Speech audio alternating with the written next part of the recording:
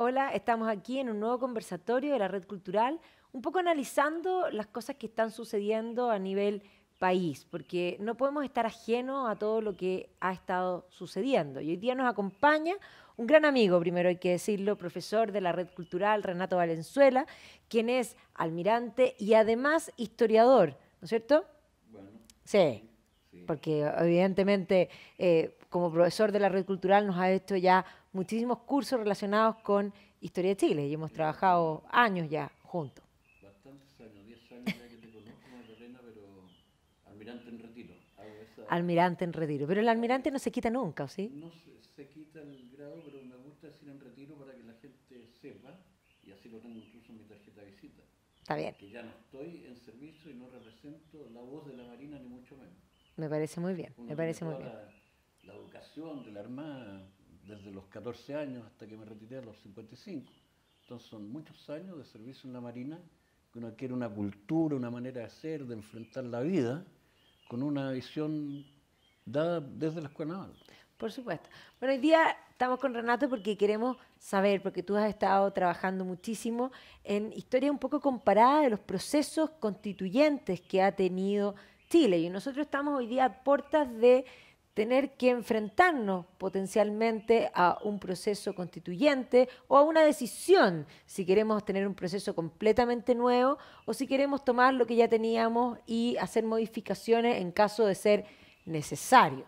Lo primero que te voy a preguntar, antes de que entremos a los procesos, eh, la constitución del 2005, que es la fecha que tiene y la firma del presidente Lago, que es la que actualmente rige a nuestro país, ¿es necesario cambiar esa constitución para poder cumplir con las demandas sociales que la gente tanto pide, que eso es lo que nos han tratado de poner sobre la mesa? A ver, yo creo que siempre lo que el hombre escribe se puede modificar y es bueno que se modifique porque las circunstancias, las situaciones, los acontecimientos cambian, incluso las personas cambian.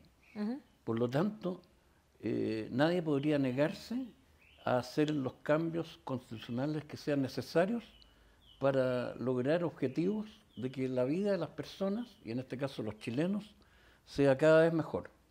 Ese es el primer punto de partida. Pero enfrentado al tema como está planteado hoy en día, yo creo que hay eh, varios, si no errores, varias incertidumbres, esa es la palabra.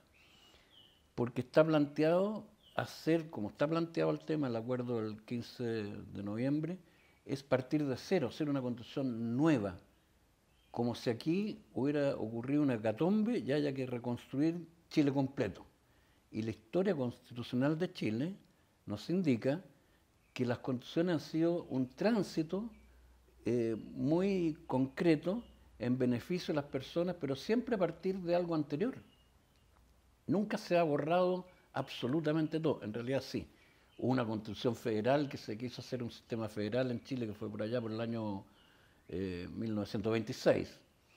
Otra constitución de 1823 que se trató de impregnar a la gente de un sentido humanista como en la Grecia antigua y que habían comisiones que circulaban por el país, y eso lo decía la Constitución, para verificar qué persona era un buen padre, un buen hijo, un buen hermano, un buen ciudadano. Y esa persona podía tener derecho a voto y podía ser elegido como tal. Entonces son dos constituciones que cambiaron radicalmente, pero el resto de las constituciones llevan una línea continua y fueron hechas, que en realidad en Chile son relativamente pocas las constituciones si dejamos afuera estas dos que menciono y los reglamentos constitucionales de la Patria Vieja, que llevan una línea continua y resolvieron o creyeron resolver un problema puntual dado unas circunstancias determinadas. Ya, Entonces, primero, preguntarte, vuelvo a la misma pregunta que te hice recién. ¿Es necesario cambiar primero la constitución para darle solución a las demandas sociales que hoy día están sobre la mesa? Salud, educación, pensiones. Es la primera pregunta. ¿Es necesario cambiar? ¿La constitución arregla algo de eso? no necesariamente, más bien una constitución considera dos elementos clave. Casi todas las constituciones del mundo están orientadas a dos conceptos generales. Primero, a normar sobre el funcionamiento de los poderes del Estado. Norman sobre el poder ejecutivo, el poder legislativo, el poder judicial. Eso es lo primero que hace una Constitución, y en términos generales. Cómo se va a desempeñar la presidencia de la República, si es parlamentaria, si es monarquía, si es presidencial, etc. Pero en términos muy generales. Lo mismo con el poder legislativo, el poder judicial. Y en segundo término, en términos muy generales también, se establecen los derechos y los deberes de las personas, a veces conocidos como derechos sociales y derechos personales, pero también en términos muy generales. Y todo el resto de las cosas va y todo lo demás es para proteger y que se cumpla lo anterior. Y por eso el Tribunal Constitucional, y por eso la ley, lo que está establecido para el Poder Judicial, por eso la ley electoral, por eso las Fuerzas Armadas, están para proteger a las personas y que las personas puedan ejercer sus derechos en ese ámbito de desarrollo que la sociedad acuerda tener. Ya, pero entonces tenemos, en términos generales, está reglamentado eso, pero además establece la Constitución que para cada una de esas cosas hay leyes específicas. Hay leyes específicas. Entonces, en rigor, si nosotros queremos arreglarle los problemas que la gente demanda, podríamos no tocar la Constitución y, en el fondo, mejorar las leyes específicas. Exactamente, porque lo vemos hoy día, y es una incongruencia total, porque ya se modificó lo que está relacionado, que la gente demandaba, el asunto de las autopistas, el valor del TAC. Se modificó completamente, sin haber tocado la Constitución.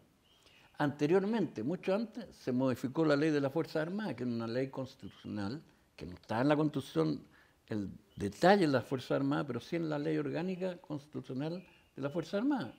Se modificó la inamovilidad de los comandantes en jefe. Y ahora, en estos días, ayer o anteayer, se modificó la ley de la salud en cuanto a las ISAPRES, que las mujeres y los hombres tienen los mismos derechos, que era un clamor ciudadano, los mismos beneficios. Y no se ha modificado la Constitución.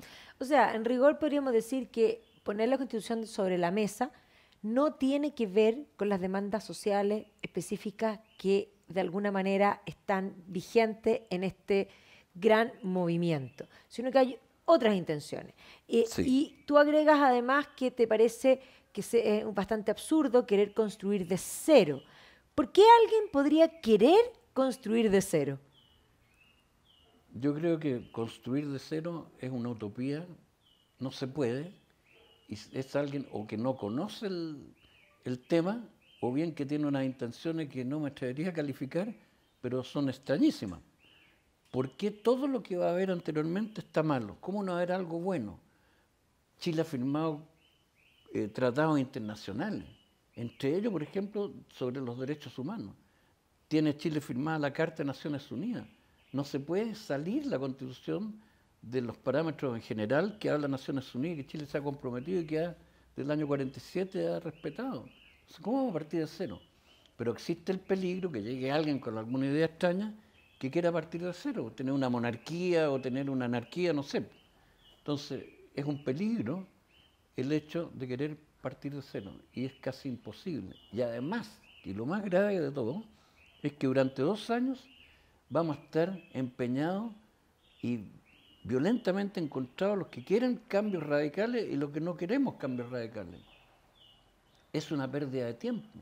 Los parlamentarios van a estar preocupados, en vez de legislar para mejorar las leyes que haya que mejorar, porque deben ser muchas, y yo creo que de hecho son muchas, como se ha quedado en evidencia, van a estar dedicados a la nueva Constitución y no a mejorar las leyes, porque la capacidad de la persona es la misma, pero va a tener que emplear su energía en esa Constitución que se va a tener que elaborar, ya sea para defender lo que cree que es bueno o para imponer lo que los otros creen que es mejor o bueno. Claro que sí. Claro que sí. Ahora, una pregunta. Tú has estado estudiando los distintos procesos constituyentes anteriores. En el proceso que hoy día se está planteando en el acuerdo, se pretende tener un proceso que va a durar 2 años.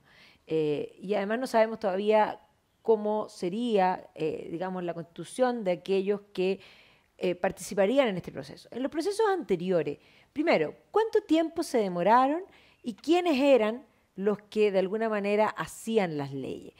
Porque, no sé, a mí me parece algo bastante curioso, pero yo tengo varios estudios, soy historiadora, soy periodista, estudié filosofía, tengo un MA en filosofía de la educación, pero si hace un año atrás me hubiesen dicho que yo tenía que ser parte de una comisión constituyente, yo habría contestado, no soy abogado, no puedo participar. Sin embargo, hoy día parece que yo tengo muchos calificativos para poder ser un constituyente. ¿Cómo fueron los procesos anteriores? Bueno, en los comienzos todas las constituciones fueron bastante autoritarias, porque el país lo requería. La primera constitución de la época republicana, después de la independencia nuestra, porque hay dos reglamentos constitucionales anteriores, fue la de 1818, que prácticamente el redactor fue Bernardo Higgins. Sí, sí. ¿Y por qué? Porque era necesario, como lo dice un constitucionalista francés contemporáneo, presentarse sin constitución a la vida independiente era como ir a una fiesta en traje de baño. Entonces era obligación de los países americanos tener rápidamente una constitución. Y en el caso de Chile se dio específicamente por el esfuerzo de la expedición Libertadona. Esos buques que zarparon el 20 de agosto de 1820, que entre paréntesis el próximo año son los 200 años, a construir a la libertad de América completa, porque no fue la libertad del Perú, fue un esfuerzo mancomunado inicial de Chile y Buenos Aires, que se desembarcó Buenos Aires y lo hizo el gobierno de Chile bajo el amparo de la Constitución de 1818 de O'Higgins, con un Senado nombrado por él de 3 personas. Ellos llevaron el aspecto jurídico para que esos buques no fueran piratas y los ejércitos que mandábamos al Perú bandoleros. Perfecto. Entonces tenemos 1818, O'Higgins. Después. Bueno, después tenemos la del 22, que también es de O'Higgins, que no alcanzó a regir. Se le criticaba mucho a la primera porque no tenía fecha de término. El director supremo, que fue O'Higgins, no tenía... Y él nombraba al Senado, que se llamaba Senado Conservador. Y eran 3 personas. Después viene la de 1822, que es de Martínez de Rosa, y que también no alcanzó a regir.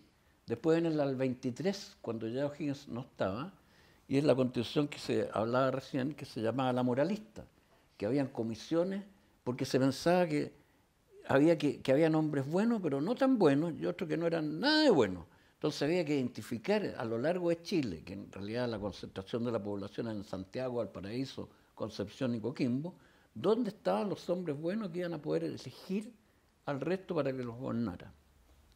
Esa tampoco duró mucho, y después, pensando en lo que había hecho Estados Unidos, en 1826 se crea la Constitución Federal, que fracasó porque los recursos de Santiago eran prácticamente todos los recursos de Chile, y Concepción y Coquimbo, que eran las 2 otras provincias, no tenían recursos. Fracasó el federalismo en Chile. Después viene la 1828, que dio paso a la guerra civil de 3 años, que termina el 31, 32. Entonces va a venir la Constitución de 1833, que es la que se conoce por Portales. En realidad el presidente de la época era Joaquín Prieto. Entre paréntesis, en un comienzo los que gobernaban eran más bien militares, porque tenían mayor organización, tenían distribución territorial y eran autoritarios y era lo que el país requería. Bueno, pues podríamos decir, tenemos entonces, primero la Constitución de O'Higgins, después tenemos 5 constituciones que de alguna manera unas no se aplicaron y otras fueron fallidas, y finalmente tenemos la Constitución de 1833, que es la primera que perdura. Esa perduró por más de 90 años, hasta 1925. Y esa fue básicamente escrita por Portales, en el sentido que él pensaba 2 o 3 cosas claves que me gustaría decirlo. Una, pensaba, porque él había sido comerciante y había fracasado por el desorden de la anarquía. Entonces decía, el comercio es la llave del desarrollo de Chile. Y el comercio tenemos que defenderlo en la paz, y lo dice con estas palabras textuales, con el bluff y con los aranceles.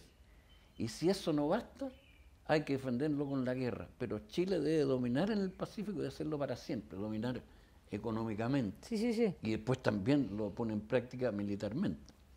Entonces, y decía, cuando ya el hombre se moralice, que eran los que querían de los moralistas, venga el país liberal y todo lo que se quiera.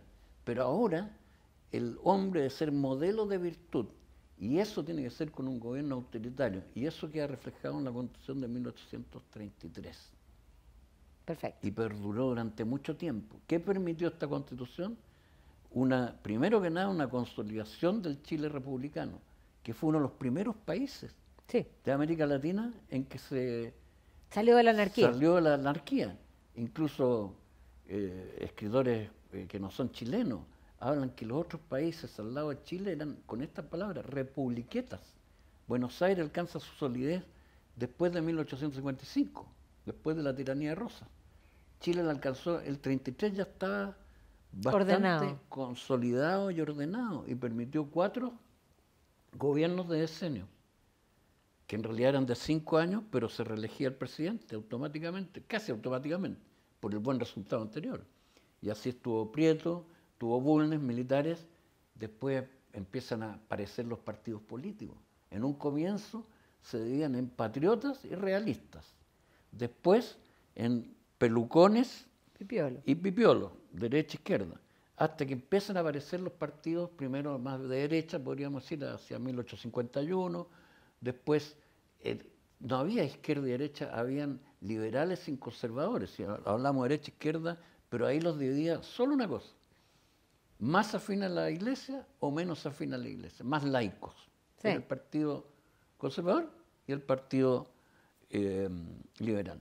Después aparece el Partido Radical, el Partido Socialista, el Partido Obrero Socialista y el Partido Comunista. Y otros afines a algunos de ellos. Pero era así.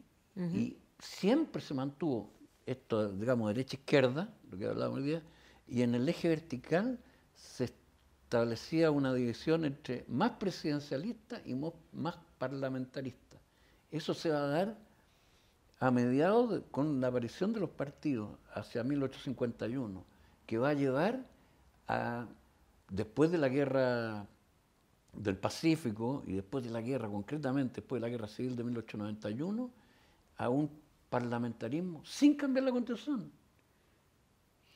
Eso Si es impresionante. podíamos llegar de un sistema presidencial a uno parlamentario sin cambiar la Constitución, ¿cómo no podemos llegar a un sistema de salud, de educación, de mayor solidaridad y menor pobreza sin cambiar la Constitución? Sino que cambiando, más que cambiando las leyes, haciendo buenas leyes y viendo que se cumplan, que es lo que ha fallado hoy día. Claro. Si hoy día lo que no es el sistema liberal que falló, es el sistema político que dejó al Estado como mero espectador del tema, mirando lo que pasaba. Y eso nunca ha estado en la Constitución de 1980. Ni siquiera dice que es un Estado subsidiario. Da a entender. Lo que hizo la Constitución del 80 fue abrir las mentes y darle al hombre libertad. Libertad de circulación, libertad académica, libertad económica. Y eso hizo grande a Chile. Y eso mismo nos empequeñeció ahora. Porque el hombre fue adquiriendo mayores posibilidades de desarrollo personal, pero con poco dinero, relativamente poco. Y el mismo sistema lo llevó a un sistema de consumismo que al hombre se acogota y no nos dimos cuenta de eso.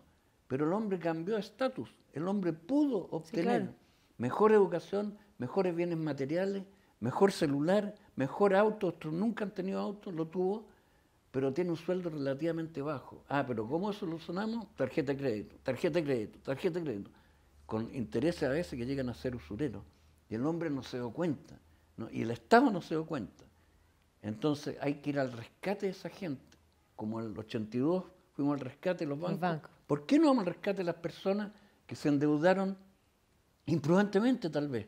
Pero el Estado no fue permisivo, dejó que esto pasara. Hay intereses hasta el día de hoy que son del orden del 20-25% anual. No, Entonces, las personas no sacamos nada con subir el sueldo mínimo de 300 a 500.000, porque el hombre tiene auto ahora, tiene celular, tiene buen televisor, pero le falta plata para comer porque está endeudado. Y eso pasa con gran parte de la población que está protestando ahora. Entonces, no sacamos nada con subir el sueldo mínimo si no arreglamos la deuda de arrastre que tiene. Si yo tuviera recursos, que el país los tiene, los emplearía en solucionar los problemas de fondo, no dar un bonito por acá, un bonito por allá. Y eso no lo he visto. Pero la pregunta del problema de fondo, yo estoy de acuerdo contigo de que hay un endeudamiento tremendo. Pero también el intentar mejorar eso implica muchas veces que algunos dicen, bueno, hay que no se les puede dar crédito, pero si tú les cortas los créditos, tú muchas veces les cortas muchas alas de otros tipos, no es tan simple. Pero no nos deja claro que tal vez en todo este problema lo más profundo es que hemos tenido una crisis de educación, porque sin duda uno aprende a cuidar los recursos y como yo siempre digo, yo me dedico a historia europea, como bien tú sabes, y soy una fanática del mundo victoriano y trabajo mucho a Dickens. Y Charles Dickens en David Copperfield aparece un personaje que se llama el señor Micawber, que tenía deudas permanentes. Y cuando finalmente se lo llevan preso, él le dice a David Copperfield, joven Copperfield, si tú ganas 19 y gastas 18, felicidad perfecta. Pero si tú ganas 19 y gastas 22, miseria para siempre. Y eso que era vigente en el siglo XIX lo es vigente siempre. Entonces, indudablemente, no digo que esta gente haya tenido, por supuesto, hay responsabilidades individuales, pero hay prioridades. De alguna manera, hay una educación que es necesaria, educación financiera. Muchas veces la gente toma un crédito en una casa, digamos, comercial, porque ve algo que le tienta, pero no sabe y tampoco se informa y tampoco quiere saber cuánto eso le va a costar. Lo digo porque muchas veces uno le explica a personas y ahí te miran con cara de, no lo había reparado, pero evidentemente el crédito puede ser comida para hoy y hambre para mañana, y cuando el crédito es constante, sin duda que llega un minuto en que la bicicleta no puede seguir dando rueda, pero si queremos mejorar no es solo de alguna forma perdonar o cambiar o paliar esas deudas, sino además educarlos para que eso no vuelva a suceder, porque de lo contrario esto es, podríamos decir, el mejor negocio. Yo me endeudo y después me lo pagan y me vuelvo a endeudar. Y total, Moya, hasta donde yo sé, Moya nunca ha pagado nada. No. ¿O sí? No sé, es efectivo que la educación es vital y por eso me gusta tanto los temas de educación. Estoy involucrado en esto desde que estaba en la Armada y después que me retiré también, porque creo que el hombre tiene que aprender, pero junto con aprender tiene que el Estado en alguna manera intervenir, además de la educación, poniendo ciertas reglas claras que hoy día no están muy claras. Sí, que la ley se cumpla, eso me parece muy bien. Que la ley se cumpla.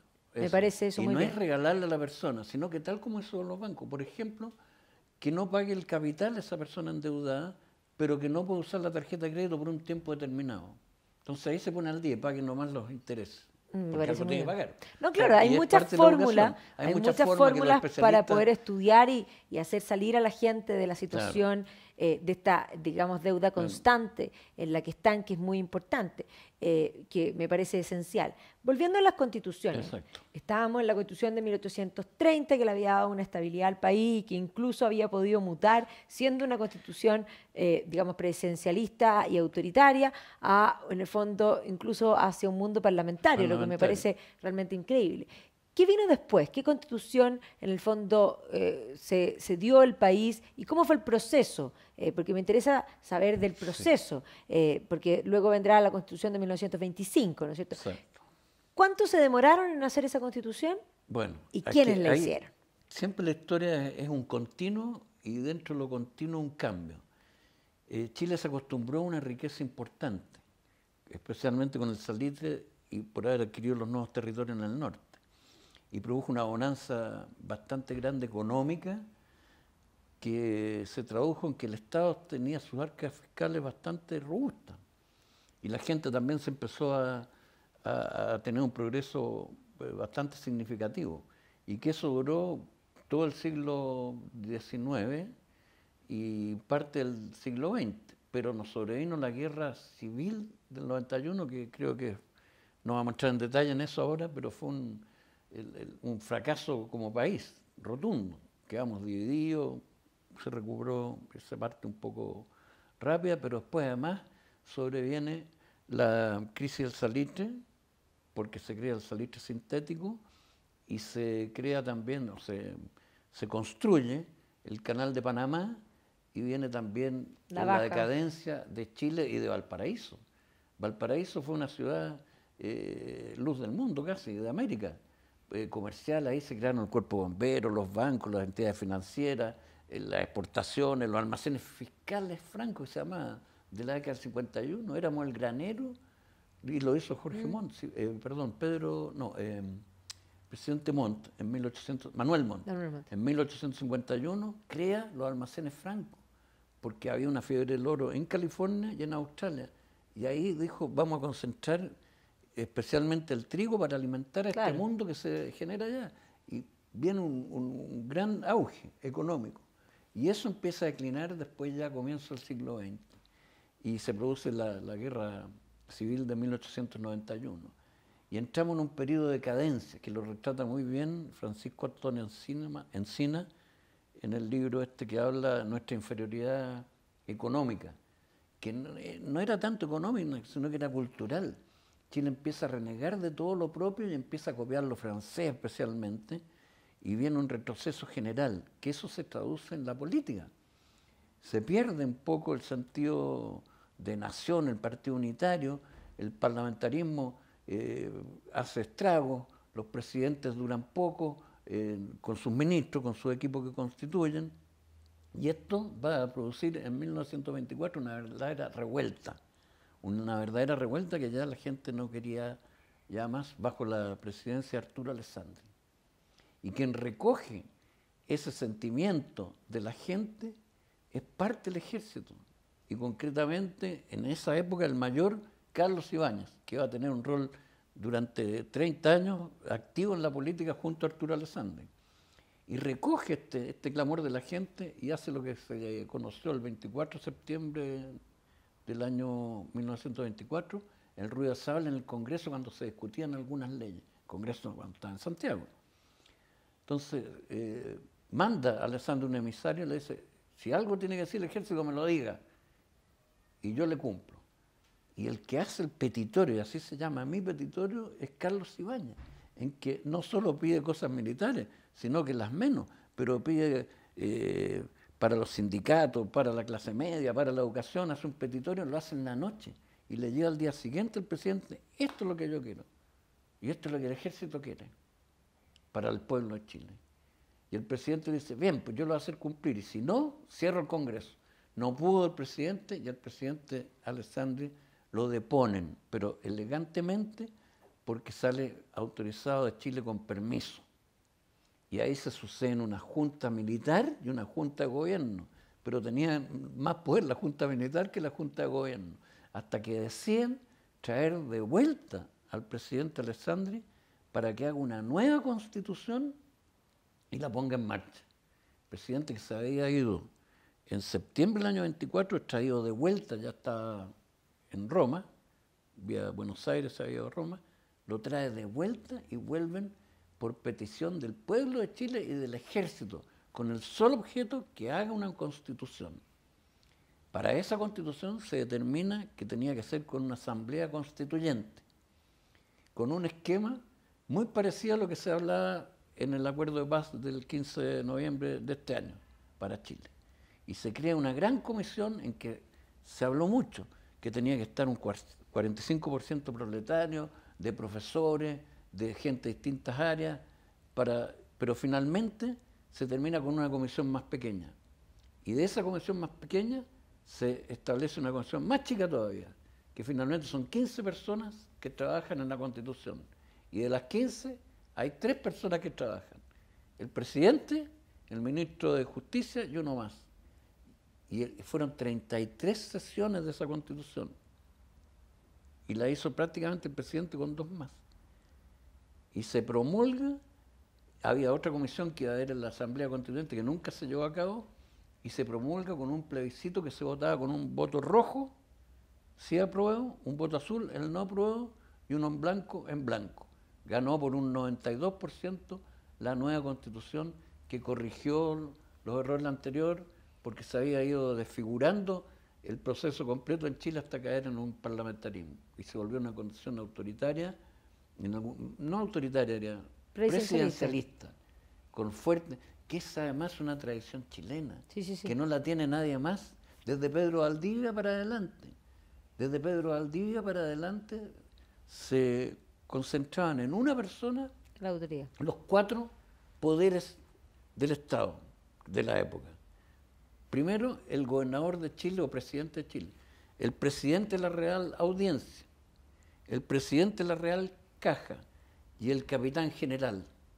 Esas 4 entidades, Chile era prácticamente el único país de América que se concentraban en una persona.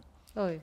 Entonces, esa persona, en un territorio bien definido, con una población bien definida y en torno a un bien común, se tradujo en el presidencialismo de todo el siglo XIX y de todo el siglo XX, excepto ese lapso que fue erróneamente variando hacia el presidencialismo por un error de apreciación. No le gustó a los políticos, a la aristocracia de la época, el autoritarismo de Balmaceda, que cometió varios errores. Por eso se cambió el sistema a un sistema parlamentario. Pero Chile es un país presidencialista. Ya, ¿y la Constitución del 25 estuvo vigente hasta cuándo? Hasta 1973, que se suspendió. Ya. Con un cambio importante. Un cambio importante en la elección de Allende del 70, porque previendo que se pudiera caer en un sistema antidemocrático, se incluyó en la Constitución del 25 una modificación importante, unos estatutos de garantía que el presidente se comprometía a cumplir, que después reconoce que eso lo hizo nada más por compromiso, respetar la democracia, la libre expresión, las Fuerzas Armadas y todo lo demás. Y eso estuvo vigente hasta el 73, que se suspende la Constitución y se gobierna solamente con decretos leyes. Perfecto. Hasta que se forma la Comisión Ortúzar y después dio paso a la... que es uno de los esquemas de trabajo que en realidad... en la historia constitucional del mundo había cuenta un informe que hay del Programa de Naciones Unidas para el Desarrollo Chile del 2015, que acabo de leer ayer por casualidad, analiza todos los cambios constitucionales en el mundo desde 1947 a la fecha. Ya, perfecto. Y dice que hay 4 esquemas de cambio de constitución. Primero, dice el Congreso. El Congreso... Claro. Que está establecido, puede el Congreso cambiar. Segundo, un Congreso constituyente, que se eligen congresistas con el objeto de cambiar la Constitución, y después siguen. Tercero, la Asamblea Constituyente, que es un grupo de personas elegidas con el solo fin de hacer una Constitución y terminado el proceso y aprobada la Constitución, ese grupo, Asamblea Constituyente, desaparece. Y cuarto, está una comisión constituyente. Son personas que, entre paréntesis, entre las 239 constituciones que han cambiado, es el que más se ha utilizado. Y esa consideran a la de Chile en 1980 como una de ellas, este programa. Ahora, lo curioso, que de estas 239 constituciones que se han cambiado en estos 60, 70 años, la mayor parte han sido de África y de América Latina. De los países europeos, muy pocas, y por casos muy puntuales, y con asamblea constituyente. Ninguna. 3, sí, hay 3. ¿Sí? Islandia, hace poco. Ya, bueno, sí. Portugal en 1976, después del golpe militar, y Italia en 1947, después de la guerra, cuando cae el fascismo. Las 3 asambleas constituyentes europeas. Y el resto, que son más de 30, son de América Latina. 3 o 2 en Bolivia, 2 en Ecuador, en Venezuela, etc. Está en la lista y está disponible para el público. Perfecto. Y entonces de ahí, después de esa comisión, se establece esta Constitución del año 80, que básicamente cambia... mantiene el presidencialismo, por supuesto, pero a su vez cambia la concepción, podríamos decir, del Estado, y en las garantías individuales le da mayor fuerza a la participación de los privados. Básicamente eso es lo que tiene esa Constitución, que tal vez podría ser en gran medida lo que tal vez le molesta a gente dentro de los sectores políticos de esa Constitución, que además, a su vez, esa Constitución de 1980 fue modificada múltiples veces. Y finalmente muy modificada el año 2005 y cambiada la firma, por lo tanto ya no se puede hablar de la Constitución de Pinochet. ¿Estoy en lo cierto? Sí. Sí, yo he escuchado a algunos políticos de izquierda decir que por lo único que ellos quieren votar que sí al cambio de constitución es porque fue originada en 1980 bajo la dictadura militar. Porque la leen y no encuentran nada cambiable. Gente de izquierda. Eugenio Claro. Tironi lo dijo hace 2 semanas atrás en un... Exactamente. Pero, por ejemplo, la Comisión Ortúzar, cuando trabajó con la Constitución de 1900, digamos 1833, 1925, y tampoco partieron de cero. Respetaron la tradición país. Chile es algo. Partir de cero es algo muy curioso. Muy curioso. Porque incluso podríamos poner en jaque cosas que debiesen ser de consenso, como por ejemplo la Constitución dice que los emblemas nacionales son el escudo y la bandera, y cualquiera diría, y bueno, ¿y quién lo duda? Pero tal vez hay gente que lo duda. De hecho, en Twitter yo me he encontrado con esas preguntas abiertamente, que dice, ¿debieran seguir siéndolo? Y uno dice, por supuesto, Bueno. pero en el fondo va más allá de, es como, hay como una idea, no sé, a mí me suena primero soberbio y segundo como de negar nuestra propia historia. Es como una amnesia. Si yo me pego en la cabeza Magdalena Mervilá y pierdo la memoria, aunque me siga llamando Magdalena Mervilá, ya no soy yo, porque yo soy mi historia, mis recuerdos. Y por lo tanto, Chile, si de alguna manera niega su pasado y su historia, podría llamarse Chile y no ser Chile. Exactamente. Hay un caso bien puntual de esto. El general Pinochet, cuando puso en marcha el proceso constitucional en 1980, no participó en las reuniones. Dio una instrucción solamente, general. Dijo, quiero que sea lo más parecida a la de 1925. O sea, eso recoge toda la historia. Claro. Ahora yo no veo a alguien, si la quiere cambiar porque Pinochet la promulgó, la originaria, ¿cómo vamos a tener que desconocer eso? ¿Cómo es? Por eso va a haber una lucha tremenda entre el sí y el no. Y vamos a estar 2 años en esto con una debacle económica que viene, una inestabilidad. No es que uno sea partidario que ocurra algo grave, pero es obvio que si alguien va a invertir y no sabe qué va a pasar en algo que va a partir de cero, va a lo menos postergar la inversión. Por Y supuesto. para que haya más progreso tiene que haber más inversión. Por supuesto. Entonces, y hay un punto más. Se argumenta que las leyes orgánicas constitucionales impiden cambiar, porque tienen un alto quórum para su modificación, impiden cambiar lo que se encuentra que está mal. ¿Ya? Eso es un error, porque el más alto quórum es de 4/7, y eso es 57%. Y para la nueva constitución, el acuerdo de paz, que se llama Acuerdo por la Paz, del 15 de noviembre de este año, dice que la 2 constitución tercios. debe ser promulgada con acuerdos del 2/3 de los integrantes. Y ese 2/3 significa 66%, que es mucho más alto Que el que el otro. 57% de las leyes orgánicas constitucionales. Por lo tanto, no es un argumento que no puedan cambiar las leyes, es porque no quieren cambiarlas. Y si además vamos a estar preocupados de la Constitución, ¿cómo vamos a cambiar las leyes? ¿Y O cómo sea, vamos a mejorar a las básicamente personas? podríamos decir que sí hay un sesgo ideológico en poner la Constitución sobre la mesa para de alguna manera podríamos decir intentar cambiar el modelo. Es que yo creo que no es problema del modelo. El problema que estamos viendo y estamos enfrentados ahora es un problema de los políticos. Y ese es el descontento de la gente que los políticos todavía no captan. Yo estoy de acuerdo que el problema que vivimos hoy día no es un problema de modelo, pero sí dentro de todo lo que nos ha sucedido hay un pequeño grupo que lo que quisiera es cambiar el modelo y ellos son los que han puesto la Constitución sobre la mesa Claro, de pero algún modo. aquellos que quieren cambiar el modelo no han nunca dicho qué modelo quieren. Porque en el mundo he escuchado ya a gente de izquierda que la única solución de desarrollo es el capitalismo.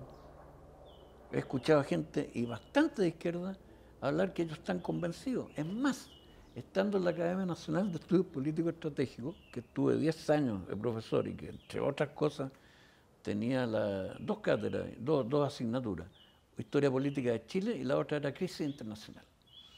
Y una vez vino de visita una de las tantas academias de estudios políticos estratégicos de China, de la China comunista.